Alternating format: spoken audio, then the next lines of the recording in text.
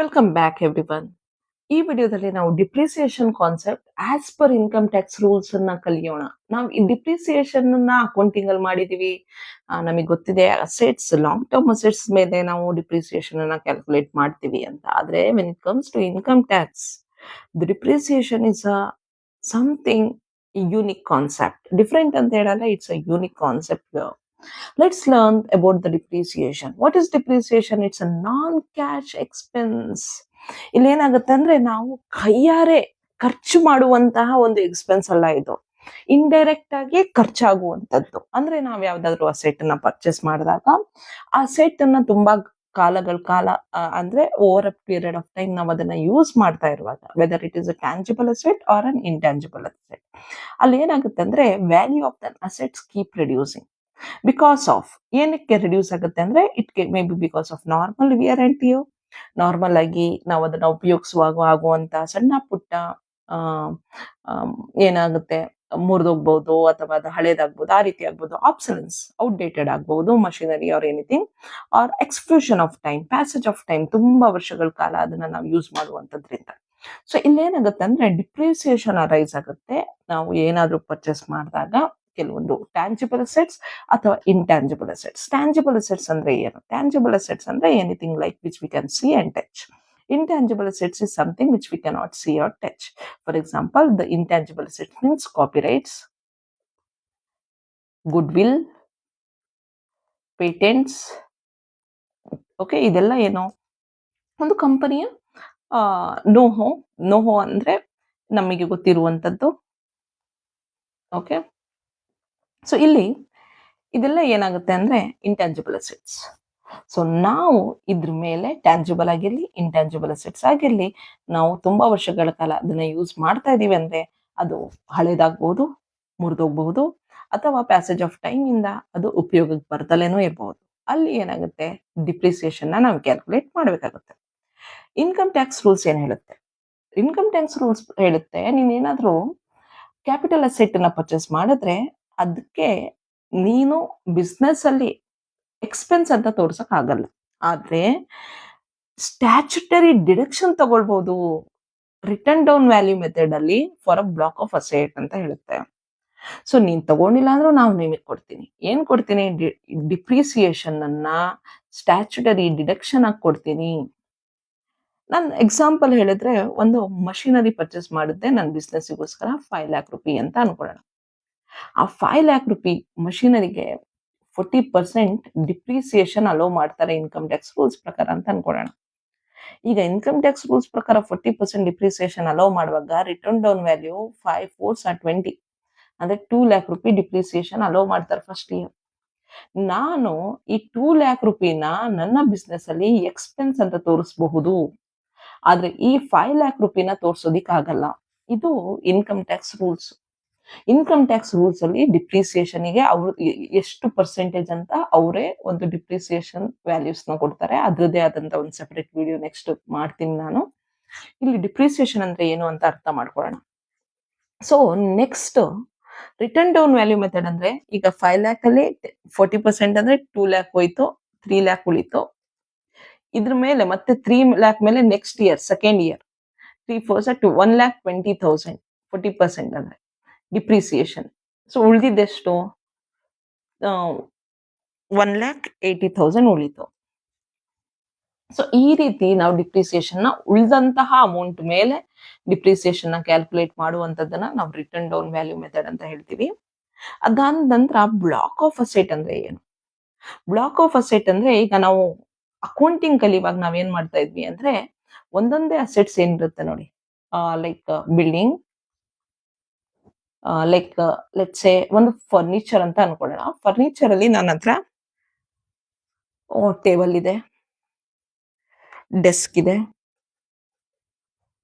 ಏನೋ different furnitures ಇದೆ, ಆ ರೀತಿ ಸೋಫಾ ಇದೆ, ಆ ರೀತಿ ಎಲ್ಲ ಇದೆ ಅಂತ ಅನ್ಕೊಳ್ಳೋಣ. ಬಿಸ್ನೆಸ್ ಅಲ್ಲಿ ಇದು ಇಂಡಿವಿಜುವಲಿ ಪ್ರತಿಯೊಂದಕ್ಕೂ ಡಿಪ್ರಿಸಿಯೇಷನ್ ಅನ್ನ ಕ್ಯಾಲ್ಕುಲೇಟ್ ಮಾಡಿ ನಾವು ಇದರಲ್ಲಿ ಬ್ಯಾಲೆನ್ಸ್ ಶೀಟ್ ಅಲ್ಲಿ ತೋರಿಸ್ತೀವಿ. When we are doing it in accountancy, accounting ಮಾಡುವಾಗ ನಾವು ಅದನ್ನ ಆ ರೀತಿ ತೋರಿಸ್ತೀವಿ. ಆದ್ರೆ ಇನ್ಕಮ್ ಟ್ಯಾಕ್ಸ್ ರೂಲ್ಸ್ ಏನ್ ಹೇಳುತ್ತಂದ್ರೆ, ನೋಡು, ನೀನ್ ಪ್ರತಿಯೊಂದಕ್ಕೂ ಡಿಪ್ರಿಸಿಯೇಷನ್ ಸೆಪರೇಟ್ ಆಗಿ ಕ್ಯಾಲ್ಕುಲೇಟ್ ಮಾಡುವಂತ ಅವಶ್ಯಕತೆ ಏನಿಲ್ಲ. ಈಗ ಟೇಬಲ್ಗೆ 10% ಡಿಪ್ರಿಸಿಯೇಷನ್, ಡಿಸ್ಕಿಗೆ 10% ಡಿಪ್ರಿಸಿಯೇಷನ್, ಸೋಫಾಗೆ 10% ಡಿಪ್ರಿಸಿಯೇಷನ್ ಅಂದ್ರೆ ಯಾವ್ದ್ಯಾವ್ದಕ್ಕೆ 10% ಡಿಪ್ರಿಸಿಯೇಷನ್ ಇದೆ, ಯಾವ್ದ್ಯಾವ್ದು ಫರ್ನಿಚರ್ ಅಂಡರ್ ಅಲ್ಲಿ ಬರಕ್ ಸಾಧ್ಯ, ಅದನ್ನೆಲ್ಲ ಫರ್ನಿಚರ್ ಅಂತ ಕನ್ಸಿಡರ್ಡ್ ಮಾಡಿಬಿಟ್ಟು ಅದನ್ನೆಲ್ಲ 10% ಡಿಪ್ರಿಸಿಯೇಷನ್ ಅಂತ ಕನ್ಸಿಡರ್ಡ್ ಮಾಡೋಣ. ಇದೆಲ್ಲ ಬ್ಲಾಕ್ ಆಫ್ ಅಸೆಟ್ ಅಂತ ಕರಿತೀವಿ ನಾವು, ಬ್ಲಾಕ್ ಆಫ್ ಅಸೆಟ್ ಅಂತ. ಗ್ರೂಪ್ ಮಾಡುವಂತದ್ದು, ಒಂದೇ ಫ್ಯಾಕ್ಟರ್, ಒಂದೇ ವ್ಯಾಲ್ಯೂ ಇರುವಂತದ್ದು, ಒಂದೇ ರೀತಿ ಇರುವಂತದ್ದು, ಅದನ್ನೆಲ್ಲ ಮಾಡುವಂತದ್ದನ್ನ ನಾವು ಬ್ಲಾಕ್ ಆಫ್ ಅಸೆಟ್ ಅಂತ ಕರಿತೀವಿ. ಅದಕ್ಕೆ ಪ್ರತಿಯೊಂದಕ್ಕೆ ಡಿಪ್ರಿಸಿಯೇಷನ್ ನ ಅದ್ರ ಬಗ್ಗೆ ಮಾತಾಡೋಣ.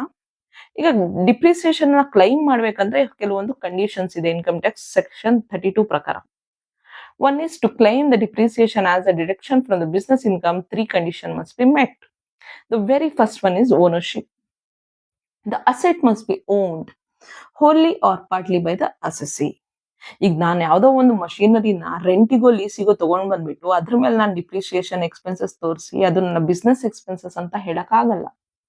ಆ ಅಸೆಟ್ ನಾನು ನಿಜವಾಗ್ಲೂ ಖರೀದಿ ಮಾಡಿದ್ರೆ ಅದ್ರ ಮೇಲೆ ಆಗುವಂತ ಡಿಪ್ರಿಸಿಯೇಷನ್ ಏನಿದೆ ಇನ್ಕಮ್ ಟ್ಯಾಕ್ಸ್ ರೂಲ್ಸ್ ಪ್ರಕಾರ ಪರ್ಸೆಂಟೇಜ್, ಅದನ್ನ ನಾನು ಡಿಪ್ರಿಸಿಯೇಷನ್ ಆಸ್ ಅನ್ ಎಕ್ಸ್ಪೆನ್ಸ್ ಅಂತ ತೋರಿಸಬಹುದು. ಅಂದ್ರೆ ಓನರ್ಶಿಪ್ ಇರಬೇಕು ಆ ಅಸೆಟ್ ಮೇಲೆ ನಂದು. Next usage. The asset must be used for the purpose of business or profession during the previous year. ಈಗ ನಾನ್ ತಂದಂತ ಟೇಬಲ್, ಡೆಸ್ಕ್, ಸೋಫಾ ಏನೇ ತಂದಿರ್ತೀನಿ ಅಂತ ಅನ್ಕೊಳ್ಳಿ, ಆ ಅಸೆಟ್ ನಾನು ಬಿಸ್ನೆಸ್ ಆರ್ ಪ್ರೊಫೆಷನಲ್ ಪರ್ಪಸ್ಗೆ ಯೂಸ್ ಮಾಡಿದ್ರೆ ಅಲ್ಲಿ ನಾನು ಡಿಪ್ರಿಸಿಯೇಷನ್ ನ ಕ್ಲೈಮ್ ಮಾಡಬಹುದು. ಅದನ್ನ ನಾನು ಮನೆಗೆ ತಗೊಂಡೋಗಿ ಇಟ್ಕೊಂಡು ಪರ್ಸನಲ್ ಪರ್ಪಸ್ಗೆ ಯೂಸ್ ಮಾಡಿದ್ರೆ that is not considered as a business of professional expenses. Okay. Next asset type. Asset type it must be depreciable asset ಆಗಿರ್ಬೇಕು. That can be tangible or intangible. Tangible assets are like buildings, machinery, plant or furniture. Intangible assets like know-how, patents, copyrights, trademark, license or franchises. So idrali most important thing is block of assets concept. Income tax does not calculate depreciation on the individual items. Instead, it uses a block of asset concept, which is a group of assets of the same nature for which the same rate of depreciation is prescribed. Be ready to answer this question for 2 marks. They may ask you in the section A, what is the meaning of block of asset ಅಂತ. Example ನೋಡಿ ಇಲ್ಲಿ. All office furnitures like chairs, tables, desks falls into one block because they all carry a 10% depreciation rate. ಇದನ್ನ ನಾನು already example ಕೊಟ್ಟು explain ಮಾಡಿದೆ. ಇದು important concept ಇಲ್ಲಿ. Next, important rules for calculation of depreciation. Put to use rule ನೋಡಿ, most important thing. Put to use rule ಅಂದ್ರೆ ಈಗ ನಾವು ಪ್ರೀವಿಯಸ್ ಇಯರ್ 1st April 2024 ಇಂದ 31st March 2025 ವರೆಗೂ ಕ್ಯಾಲ್ಕುಲೇಟ್ ತಗೊಳ್ತಾ ಇದೀವಿ. ಈಗ ಅಸೆಸ್ಮೆಂಟ್ ಇಯರ್ ಅಲ್ಲಿ ಕ್ಯಾಲ್ಕುಲೇಟ್ ಮಾಡ್ತಾ ಇದೀವಿ 2025-26. ಓಕೆ. ಈ ಮಧ್ಯ ನಾನು ಯಾವಾಗ ಅಸೆಟ್ ಅನ್ನ ಖರೀದಿ ಮಾಡಿದೆ ಅಂತ. ಈಗ ನಾನು ಅಸೆಟ್ ನ ಇಲ್ಲಿ ಫಸ್ಟ್ ಇಲ್ಲೇ ಖರೀದಿ ಮಾಡಿದೆ ಅಂತ ಅನ್ಕೊಳ್ಳೋಣ, ಪರ್ಚೇಸ್ಡ್. ಓಕೆ. March 31st ವರೆಗೂ ನಾನು ಯೂಸ್ ಮಾಡ್ತಾ ಇದ್ದೆ, ಅಂದ್ರೆ 1 ವರ್ಷ ಯೂಸ್ ಮಾಡಿದೀನಿ, 12 months ಯೂಸ್ ಮಾಡಿದೀನಿ.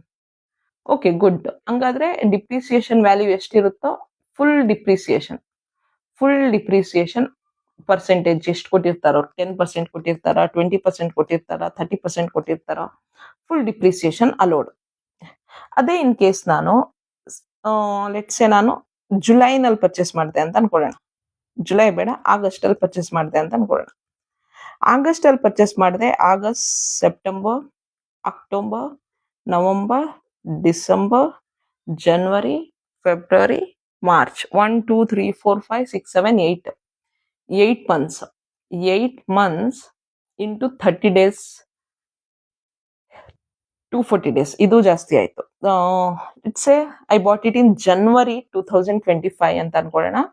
ಜನವರಿ, February, March, 3 months. Okay, 3 months use ಮಾಡಿದ್ದೀನಿ ಅಸೆಟ್ ಅಷ್ಟೇ. 3 months ಇಂಟು 30 days ಅಂತ ತಗೊಂಡ್ರೆ 90 days ಆಯ್ತು. ಎಷ್ಟು ಡೇಸ್ ಯೂಸ್ ಮಾಡಿದೆ ಅಸೆಟ್ ಅನ್ನ? 90 days. ಯಾವಾಗ ನಾನು ಅಸೆಟ್ ಅನ್ನ ಖರೀದಿ ಮಾಡಿದಾಗ್ಲಿಂದ 31st ಮಾರ್ಚ್ ಅಷ್ಟರಲ್ಲಿ ಲೆಸ್ ದೆನ್ 180 ಡೇಸ್, ಟೋಟಲ್ ಒಂದ್ ವರ್ಷದಲ್ಲಿ 365 ಡೇಸ್ ಅಲ್ಲ, ಇಲ್ಲಿ 180 ಡೇಸ್ ಅನ್ನ ಹಾಫ್ ಇಯರ್ ಅಂತ ಕನ್ಸಿಡರ್ ಮಾಡಿಕೊಂಡು 180 ಡೇಸ್ಗಿಂತ ಕಡಿಮೆ ಯೂಸ್ ಮಾಡಿದ್ರೆ ಅಸೆಟ್ ಫುಲ್ ಪರ್ಸೆಂಟೇಜ್, ಆಗ್ಲೇ ನಾನು ಹೇಳಿದ್ನಲ್ಲ 10%, 20%, 30%, ಅದರ ಅರ್ಧದಷ್ಟು ಮಾತ್ರ, ಹಾಫ್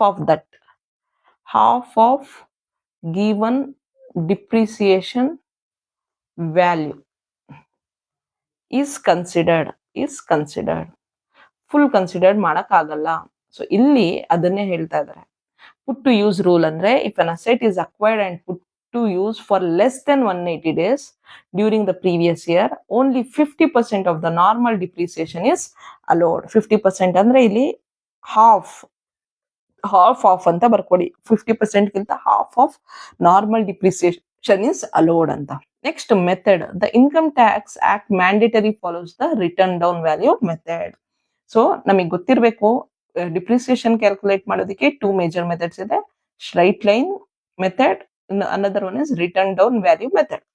ನಾವು ಫೈನಾನ್ಷಿಯಲ್ ಮ್ಯಾನೇಜ್ಮೆಂಟ್ ಎಲ್ಲ ಕ್ಯಾಲ್ಕುಲೇಟ್ ಮಾಡಿದಾಗ ಸ್ಟ್ರೈಟ್ ಲೈನ್ ಮೆಥಡ್ ಯೂಸ್ ಮಾಡ್ಕೊಂಡು ಕ್ಯಾಲ್ಕುಲೇಟ್ ಮಾಡಿರ್ತೀವಿ. ಆದ್ರೆ ಇನ್ಕಮ್ ಟ್ಯಾಕ್ಸ್ ರೂಲ್ಸ್ ಹೇಳುತ್ತೆ you have to calculate only using written down value method ಅಂತ. ಓಕೆ, ಕೆಲವೊಂದು exceptional cases, power generating, undertakings ಅಂತ ಬಿಸ್ನೆಸ್ ಗಳಲ್ಲಿ ಸ್ಟ್ರೈಟ್ ಲೈನ್ ಮೆಥಡ್ ಅನ್ನ ಯೂಸ್ ಮಾಡಬಹುದು ಅಂತ ಹೇಳುತ್ತೆ. Okay, next most important another top word, land. Depreciation is never allowed on land. Land ಮೇಲೆ depreciation allow ಮಾಡಲ್ಲ. ಯಾಕೆ? Because land is considered to have an indefinite life and does not wear out. ನಾವ್ ಎಲ್ಲಿವರೆಗೂ ಬದುಕಿರ್ತೀವೋ, ನಾವು ಬದುಕಿದ್ರು ಸತ್ತೋದ್ರು land ಮಾತ್ರ ಇದ್ದೇ ಇರುತ್ತೆ. So ಅದಕ್ಕೋಸ್ಕರ depreciation on land is not considered. Whereas building ಮೇಲೆ ಡಿಪ್ರಿಸಿಯೇಷನ್, ಮಷಿನರಿ, ಫರ್ನಿಚರ್ಸ್, ಪಿಕ್ಚರ್ಸ್, ಇದ್ರ ಮೇಲೆಲ್ಲ ಈವನ್ ಇಂಟ್ಯಾಂಜಿಬಲ್ ಅಸೆಟ್ಸ್ ಮೇಲೂ ಕೂಡ ಡಿಪ್ರಿಸಿಯೇಷನ್ ಕನ್ಸಿಡರ್ ಮಾಡಬಹುದು. ಆದ್ರೆ ಇಲ್ಲಿ ಲ್ಯಾಂಡ್ ಮೇಲೆ ಡಿಪ್ರಿಸಿಯೇಷನ್ ಅನ್ನ ಕನ್ಸಿಡರ್ ಮಾಡೋದಿಲ್ಲ. So this one point you have to remember. This much about the concept of depreciation. Rates of depreciations ಬಗ್ಗೆ ನಾನು ಒಂದು ಸೆಪರೇಟ್ ವಿಡಿಯೋ ಮಾಡ್ತಾ ಇದ್ದೀನಿ. Next video watch that video and learn about the rates of depreciation. Thank you very much.